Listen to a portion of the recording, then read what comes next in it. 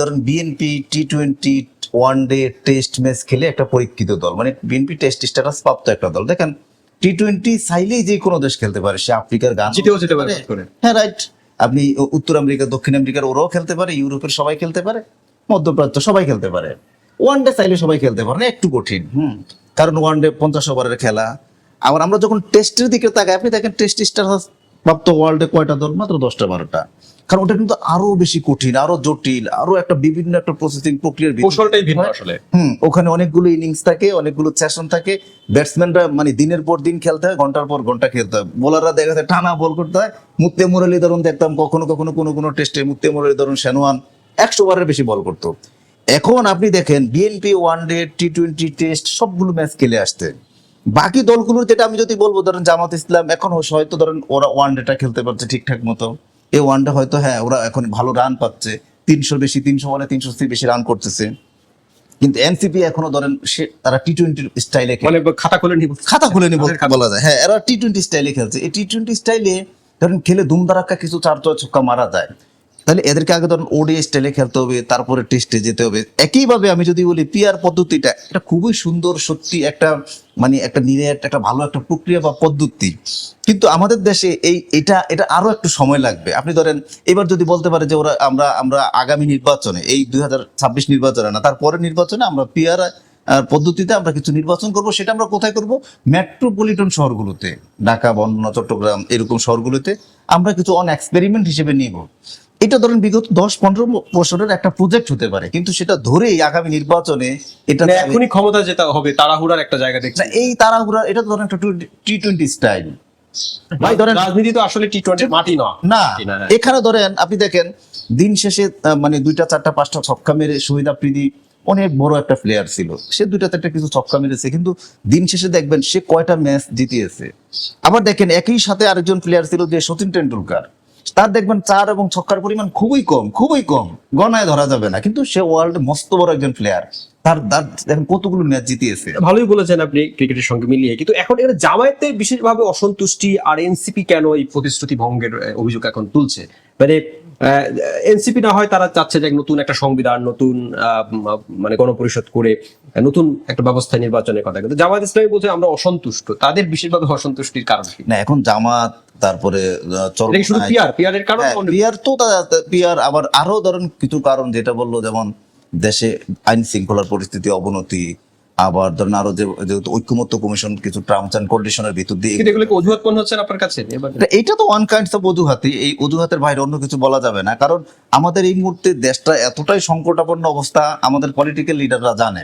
এখন আমরা ধরেন এই কথার ভিত্তিতে একটা কথা বলতেই পারি যে এই পলিটিক্যাল লিডাররা অধিকাংশই যারা এই দেশটাকে আলটিমেটলি ভালোবাসে না, পছন্দ বা করে না, ভালোভাবে দেখে না, ওরা ভাবে এটা একটা মেশিন, যেখান থেকে ওরা হয়তো ভালো থাকতে পারবে, সুখে থাকতে পারবে, অর্থনৈতিকভাবে ওরা মানে সামনের দিনগুলোতে সমৃদ্ধ হতে পারবে। সবার পা কিন্তু আবার একটা বিদেশে থাকে, যে কখনো তৈরি হলে বিদেশে গিয়ে একটা বাড়ি এখানে থাকে, অনেকের আবার দ্বৈত নাগরিকত্ব, ওরা এটাকে একটা প্ল্যাটফর্ম ভাবে যেখান থেকে সুবিধা নিয়ে চলে যাবে। কিন্তু আমি, আপনি বা আমরা দেখেন আমাদের অবস্থা বারবারই খারাপ হয়, আমাদের অবস্থা তো কখনোই ভালো হয় না, চেঞ্জ হয় না, সাধারণ মানুষের ভোগান্তিতে পড়ে না আসলে। ফলে এই যে বিভিন্ন কারণগুলোতে ওরা ভাবছে যে না এই পদ্ধতি, মানে সবার এখানে একটা জিনিস হচ্ছে যে সবাই এই ক্ষমতা কেন্দ্রিক চিন্তাটাই আসলে করছে। তো ক্ষমতায় যাওয়ার জন্য কি দলগুলোর মধ্যে একটা কাড়াকাড়ি দেখা যাচ্ছে এখানে? এখন ধরুন এই যে আমি তো এটাই ধরেন সত্যিকার অর্থে আমি রাজনীতি বুঝি না, যে একটা পলিটিক্যাল পার্টি মানে যে আমাদের এখানে যে আলটিমেটলি গোল যে আমি শুধু ক্ষমতায় যেতে হবে, মানে এইটাই ভাবি আমার মানে পয়েন্ট অফ ভিউ, টার্গেট। কিন্তু না, আমরা ধরেন এই পলিটিক্যাল পার্টি হলো যে আমি অন্য দলগুলো প্রেশার করবো, যারা ক্ষমতা থাকে তাদেরকে প্রেশার করবো, প্রেশার করে আমাদের এর একটা ওয়েল ডিসিপ্লিনের মধ্যে নিয়ে আসবো, ওরা রোডে নিয়ে আসবো, লাইনে রাখবো।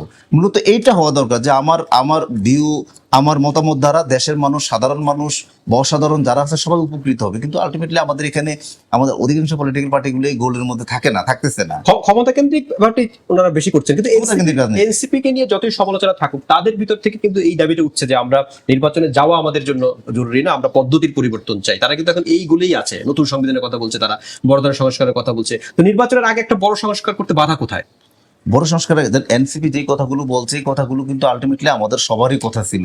কিন্তু দেখেন এই এনসিপি এই 5 আগস্টের পরে কি এনসিপি পরবর্তী তার ওই কথাগুলোর উপরে কি আছে? এখন এনসিপি যে কথাগুলো বলে, এই কথাগুলো কেন গ্রহণযোগ্য হচ্ছে না? কারণ এনসিপি ওই নীতি এবং নৈতিকতা থেকে একটু দূরে সরে গেছে। ওরা আলটিমেটলি ধরেন এখনো পলিটিক্যাল পার্টি বলছে নৈতিকতার কথা, কিন্তু অনেক ক্ষেত্রে তারা পুরনো বন্দোবস্তের মতোই চলছে। হ্যাঁ, একদম অনেক, যেমন আমরা বলি যে পলিটিক্যাল পার্টি পলিটিক্যাল পার্টি হতে গেলে ধরুন অনেকগুলো কন্ডিশন, টার্মস অ্যান্ড কন্ডিশন, অনেকগুলো নীতি, অনেকগুলো মানে অবস্থান, অনেকগুলো জায়গা লাগে। হ্যাঁ, সেখানে আপনি দেখেন আমরা যদি তাকাই যে এনসিপির কি ওই জায়গাগুলোকে আছে?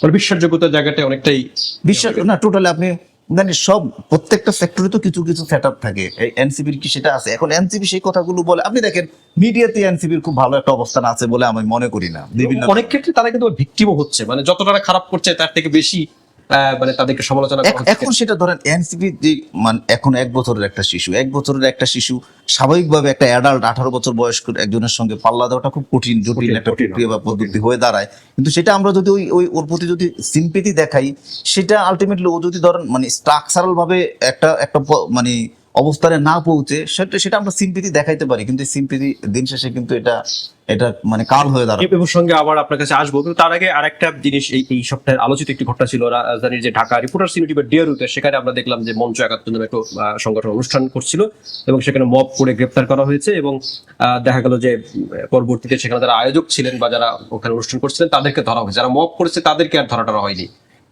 মানে কিভাবে না, একটা ব্যাপার আছে না, আপনি দেখেন মানে অনেকেই দেখলাম এই ইস্যুটার প্রেক্ষাপটে অতীতের অনেকগুলো ইস্যু সামনে নিয়ে আসছে, যে লেখক এবং কলামিস্টদেরকে বিভিন্ন সময় মেরেছে, তারপরে মাহমুদুর রহমানকে রক্তাক্ত করেছে, আরো অনেকেই ধরেন বিভিন্নভাবে আঘাত করছে, এই জিনিসগুলো সামনে নিয়ে আসছে। এখন আরেকটা ব্যাপার যেটা যে তুমি অদম বলি আমি কি উত্তম হবো না?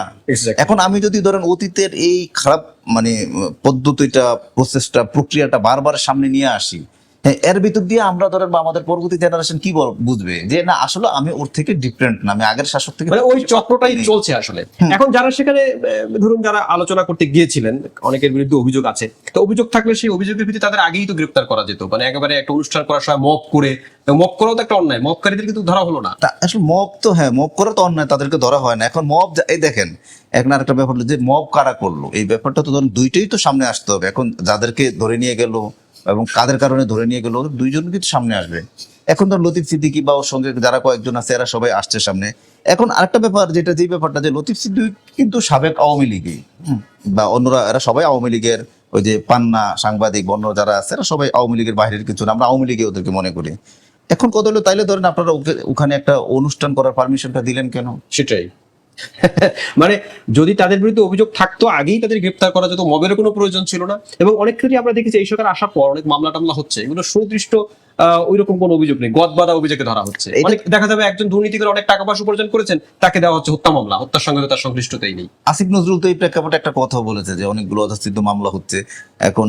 স্পেসিফিকটা মামলাগুলো সুনির্দিষ্ট সেটা সেটা লাগবে তো। এখন ধরেন স্পেসিফিকেশন কেন দরকার? এই ধরেন আমাদের সময় মামলা করে সব পলিটিক্যাল মামলা, হ্যাঁ অমুক হত্যার সঙ্গে খালেদা জিয়া জড়িত, শেখ হাসিনা জড়িত, এরশাদ জড়িত ছিলেন, অমুক ইত্যাদি। আসলে এগুলো কোনো মানে স্পেসিফিক না বলে এই যে 100-150 এগুলো তো মামলা ঠিক না, হয়, আদালত ঠিক ঠিক না। না। হ্যাঁ, এখন এইগুলো ধরেন ইচ্ছাকৃত ভাবে কিন্তু এটা করে। পলিটিক্যালি একটা হ্যারেস আর কি। হ্যাঁ, তো এখন দিন শেষে সবাই ধরে কি ওটা পলিটিক্যাল মামলা, এবং এদের দেখা ইমেজ আরো বাড়ে পরবর্তীতে। হ্যাঁ, দেখা যায় উনি যে কারণে অভিযুক্ত হওয়ার কথা ছিল সেটা না। যেমন আমাদের সাংবাদিকদের মধ্যে অনেকেই কিন্তু টাকা পয়সা 2 নম্বরই করেছেন, প্রচুর টাকা, তাকে দুর্নীতির মামলা হওয়া উচিত, তার ইনকামের সোর্স তদন্ত করা উচিত। কিন্তু আমরা দেখছি তার তদন্ত হচ্ছে তাকে হত্যা মামলায়, তিনি হত্যা, একজন সাংবাদিক হত্যা মামলায় গিয়ে এটা কিভাবে সম্ভব? না সেটাই, স্পেসিফিকেশন না থাকার কারণে আমাদের এখানে অনেকগুলো প্রবলেম। সেটাই। আর আরেকটা জিনিস হলো যে এই মবের সঙ্গে আরেকটা ঘটনা ঘটে গেল, আপনি দেখেছেন গণমাধ্যমে ইনফ্যাক্ট 2 দিন ধরে তোলপাড় চলছে যে নুরুল হক নূর, বিপি নূর নামে যিনি, তার যে গণ অধিকার পরিষদ জাতীয় পার্টি নিয়ে কাকরাইলে জাতীয় পার্টির কালরা তুলকালাম ঘটে গেল, নুরুল হক নূরের উপর হামলা করলো আইন শৃঙ্খলা বাহিনীর সদস্যরা, ভিডিও ছড়িয়ে পড়েছে সোশ্যাল মিডিয়ায়। তো এই ঘটনাটা কিভাবে মূল্যায়ন করবেন? আমি ধরেন একটা কথা বারবার বলি, যেমন নূর রাজনীতিতে আসার সেই শুরু থেকে এবং আসছে তারপরে এখনো, আপনি দেখেন সে, তাকে সিদ্ধান্ত নিতে হবে সে কি আসলে রাজনীতি করবে নাকি মায়ের খাবে। আপনি দেখেন সে প্রতিনিয়ত ধরেন মারি খাচ্ছে। হ্যাঁ, সে কিছু লোকের মানে পরিস্থিতিরও শিকার, আবার কিছু লোক ওকে দিয়ে, কয়েকটা দল ওকে দিয়ে টার্গেট বাস্তবায়ন করছে। এখন কেন করছে, কারণ কি আপনি দেখেন, আমরা যদি এই টেবিলটারে ধরেন একটা মানে মনে করি, ফর এক্সাম্পল মার্কেট ধরে নিই, যেমন এটা গুগল স্পেস, এইরকম স্পেস নিতে গেলে এটা মার্কেটটা 10 তলা একটা মার্কেট। এই মার্কেটটা ধরেন বাংলাদেশ শুরুতেই তৈরি। এই মার্কেটে এখানে ধরেন আওয়ামী লীগ আছে, জামাত ইসলাম আছে, জাতীয় পার্টি বা অন্যান্য বিএনপি অন্যান্য দলগুলো আছে। এখন এই মার্কেটে নতুন করে আমরা কোনো নতুন, যেহেতু উপরেও যাচ্ছে না কোনো, মানে কোথাও মানে বাড়ছে না, তাহলে এই মার্কেটটা আমি একটা নতুন পলিটিক্যাল পার্টি, আমার টাকা পয়সা হয়েছে, আমি একটা দোকান নেব, স্পেস নেব, এখন আমি কোনোভাবে ঢুকতে পারছি না। এখন এখানে এরা পুরাতন যারা আছে, পুরাতন বন্দোবস্ত নীতি নিয়ম চালু করে ওরা ওদের মতো করে রাজকীয় বহালে আছে।